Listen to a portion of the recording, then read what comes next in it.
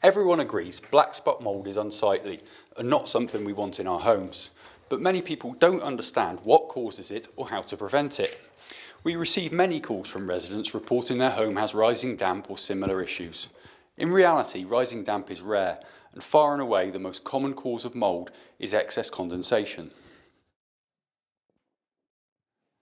The good news is that by taking the simple steps needed to manage condensation, we can prevent mould building up in our homes.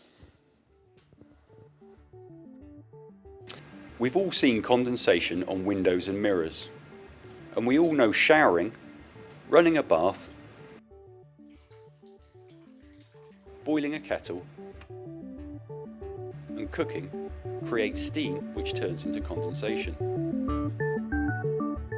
But we often fail to consider just how much moisture is created by other things. Drying clothes on radiators should always be avoided as it generates huge amounts of moisture. But even just the breath from 2 people will generate around 3 pints of moisture a day. And of course, the more people and even pets in your home, the more moisture is generated.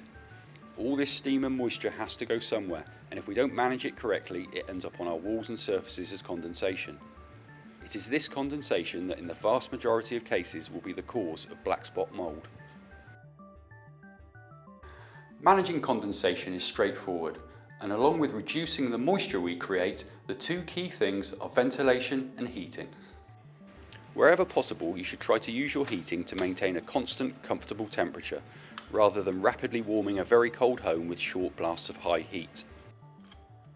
Just as important is ventilation and allowing the heat and air to circulate. In warmer weather, this can be done by simply opening windows. But even in colder weather, there are things we must do to maintain ventilation. Many windows have trickle vents which should be left permanently open, or some windows themselves can be locked open to leave a small but secure gap. Other things we should do include keep the kitchen and bathroom doors closed when cooking or bathing, keeping the extractor fan on and continuing to ventilate the room for 20 minutes or so after you've finished by opening the window a little. Use as little water as you can in kettles and pans and keep the lids on when cooking.